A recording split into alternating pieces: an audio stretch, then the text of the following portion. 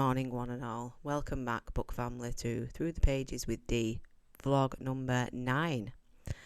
And this is the final vlog for Memories of Ice. As of tomorrow, we will be starting House of Chains. I've given it a little pre-read today, so it seems we're introduced to a new character straight off. But let's finish up with Memories of Ice. I'm not going to go through it stage by stage like I have been doing.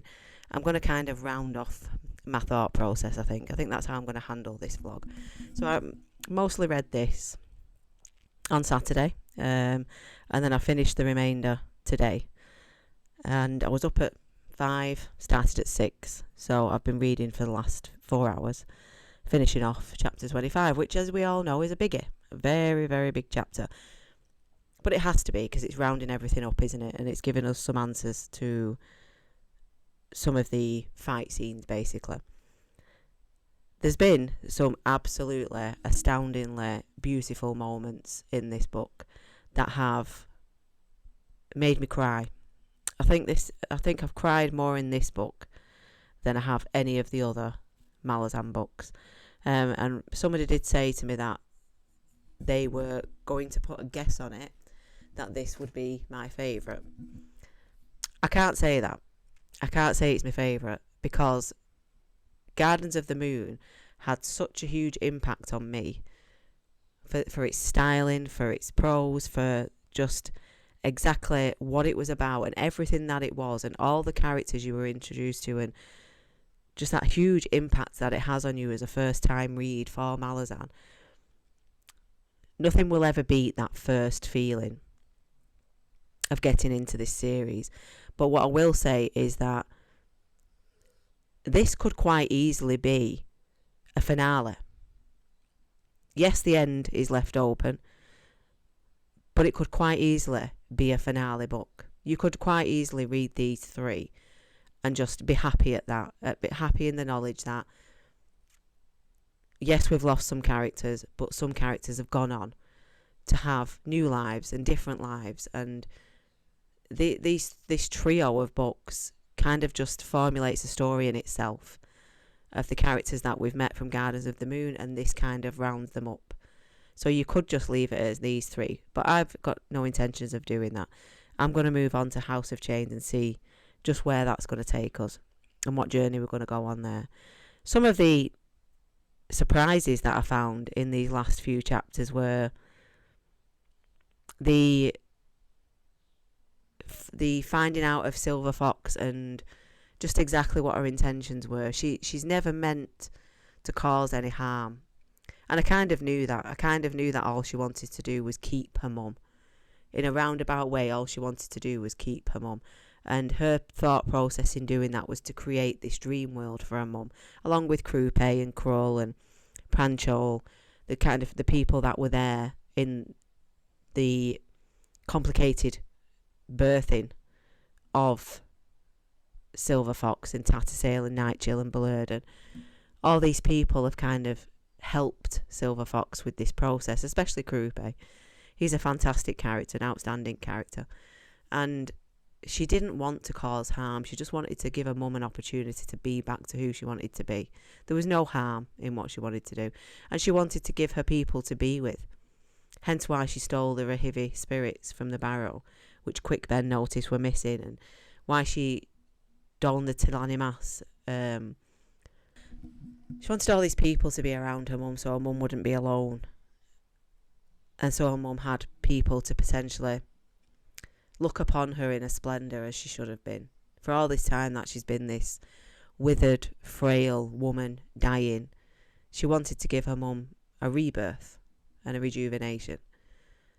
And then we have the arc of Paran and him becoming the master of the deck, and along with Quick Ben's help, learning how to actually draw on the cards, where he literally draws a card and he can draw on it and make it so the Warren comes and they can use it. That's a fantastic scene, an absolutely fantastic scene. Like the big battle, it's so epic the way it's described. How you've got Quick Ben and Paran, who are the first ones in, and which is the bridge burner's motto: first ones in, last ones out. And they literally are. in this whole thing. First one's in, last one's out. They're the last two to stop the fight, because they're still, right at the end, still making sure that the seer is dealt with, but is dealt with in such a way that's kind and without malice. You know, it's not necessary to kill everyone. Sometimes just to give them that chance for recompense is what they do. And it's so good. It's so good. I know I've spoiled a lot of this book because it's been my explanations and my thoughts and summations about, if that's even a word, probably isn't, about the events in the book. But I don't want to do that with the end. I want that to be, those of you who've potentially listened to these vlogs, and I know there's been one, so even if it's just that one person who has watched these vlogs and thought, you're making me want to read that series, I'm not going to go into the end and what it's about and what happens. There is a lot of loss, a hell of a lot of loss. We've lost characters who I didn't want to lose.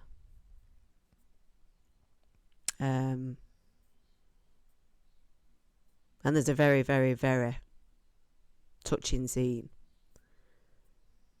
to do with the shield anvil. And I just sobbed. I just sobbed at that. Because I don't just think that this Memories of Ice is about motherhood. Motherhood is a very, very strong symbolic thing within this book. But the more you read on and towards the end where you get to, you also realise that it's massively about family. And whether that be direct family, such as direct siblings, or whether that be the friends you make along the way and who become family. That's huge in this book. Definitely towards the end is the family elements of how, even through the face of all adversity, family sticks together. And that's what happens in these chapters. And we do get a lot of, can't think of the word, a lot of surprises. We find a lot of things out. We realise that Amanda Rake is going to have to make provisions for himself. We find that certain people who we thought, like Tok, who through everything that he's been through, all the trauma from the matron and the seer and the punishment he's received, he might possibly get another chance. And then Tool. Tool's one to think about, because I'm not quite sure where Stephen Erickson was going with what he did with Tool. And then who else do we have? Mabe, or Maib, however you want to say it. The Maib. How she obviously gets her second chance in this dream world that Silver Foxes and Croupe, etc. have created for her. And she's back to herself as she's kept dreaming, this young her. And she gets that under the watch of these two new gods. Or not new, they're ancient gods, but they've took these thrones to rule this particular world. And they've called her mistress.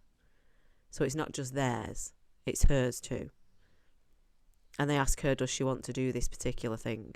And she says, absolutely. And that happens. And then these two meet on the battlefield, or what was the battlefield, and one knows who the other is, but the other one doesn't. And that's just a beautiful moment as well. And that's what I mean.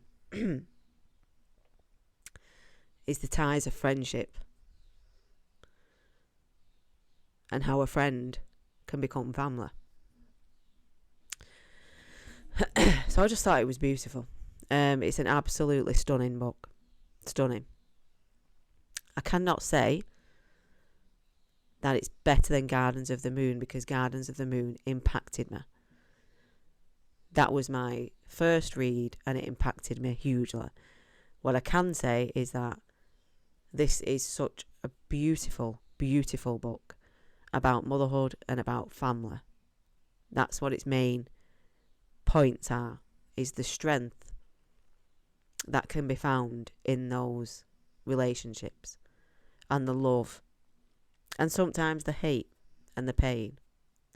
And I was right about the Jack hurt children.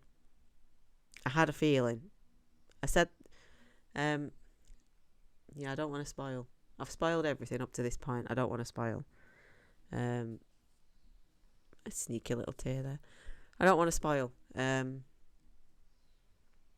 If you want me to, I will do a video where I spoil, but I don't want to, really, because the ending of this book is so poignant, and everything else leads up to this. Yes, prior to this, we've found some things out already, but at the end of this, we find out more. And I do just have one question to the diehards about the end of this book. With the historian, and those that have read Dead House Gates will know exactly what I mean. With the historian being at the end of this book, is this after the battle in Dead House Gates? Because they're about to tell a tale about Coltane. So I'm curious, is this after the fact? And that's who survived. That's a little curiosity. So if anybody would like to sort of tell me, maybe privately, if I'm correct on that, so we don't spoil it. Because I just don't want to spoil this ending. I think it's such a fantastic battle scene with so many revelations that I don't want to spoil it. I think I'll leave that up to the reader to find that out. I've told you most of everything else, but as far as the ending goes, my notes are beyond ridiculous because there's that much to say. But I feel like I would be doing an injustice if I were to start waffling off everything that's happened, and I don't want to do that. What I want to express is how it's made me feel. And it's made me feel like I know these characters so much more.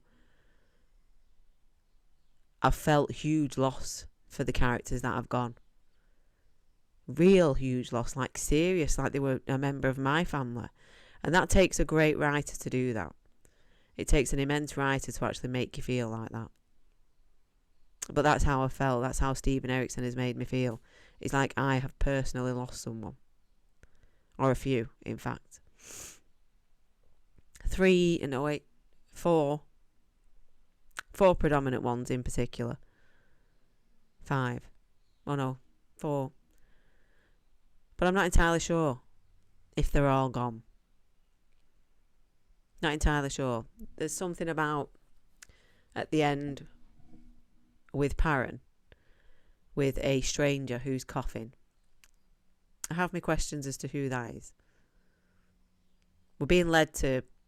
This is what Stephen Erickson does. He leaves things for you to think about and find. So now I'm trying to go through my brain files and think, okay, who coughed a lot? Who's the character who coughed a lot? Who is that? And at the moment, I'm sort of reeling in everything that I've just read, and the choices that Brood makes at the end for the bridge burners, and what they do with that the next time we meet them in the epilogue, and how Corlat feels, and what Anamanda Rake's going to do now, and what's going to happen with Hetan and Cathal, the Baghurst, and the new members of their group. What's going to happen with Anasta? What life is he going to have now? There's lots and lots of questions for these characters still. But I do feel like this could quite easily be a wrap-up for just those first 3 books. If I'm right with the historian at the end of this, and this is after the event, which kind of feels like it is, but I could be wrong, it could be prior to, but that seemed odd when he turns around and says that they want to tell the tale of Coltane. So I'm believing it's after. So Whilst all this has been going on, everything in Dead House Gates has been going on. The two have been colliding at the same time, and there's been battles going on everywhere. And what we find out now, leading on from this, which I did mention, is the Tilanimas in the south, who are fighting against this one extremely strong human. It seems like that may be the next fight that we come up against. So yeah, just beautiful. Absolutely stunning. What a stunning story. And I hope I haven't spoiled it. For those that have been watching along, I hope I don't spoil it by not doing spoilers. Because I've mentioned the things that I have questions and thoughts about. I don't have questions towards other things. A lot of things have been answered for me. One thing I did want to express was the huge feelings I got of family. And yes, the motherhood thing is there, but family is huge. They're there as well. Massively there. Like how the bridge burners are family. So to lose one of them is a huge knock-on effect. And the friendships that they make within battle. And they then become family. So to lose someone in battle has a huge impact on everyone. It's so, so beautiful. So beautiful. I just needed to tell you that. It is stunning. And I know I keep repeating myself, but it could quite easily be just these 3 books and you'd be satisfied. This Memories of Ice is kind of like a wrap-up to Gardens of the Moon and Dead House Gates. But as we know, there are 10 books in this series, so it can't be wrapped up that much. But it does kind of have that feeling about it. I kind of have that feeling like if there was no more, I'd be satisfied. I'd be okay. Yes, I have some questions, but a good book does leave you with questions anyway, I think. But yeah, astounding, superb, absolutely superb. It's up there with Memories of Ice, but for different reasons. It's on a different level. So I love Memories of Ice, Gardens of the Moon. Gardens of the Moon. I love because it gave me that first impact. This I love because it goes deeper. It's a deeper dive into all the characters you've grown to love. So that's my thoughts of my final bit of Memories of Ice. What we do now is we move on to House of Chains. And hope that doesn't disappoint. So thank you all for your continued support. So yes, I've thoroughly enjoyed Memories of Ice. It's definitely up there. Definitely up there. And with that, I'm going to sign off. So I will see you all next time.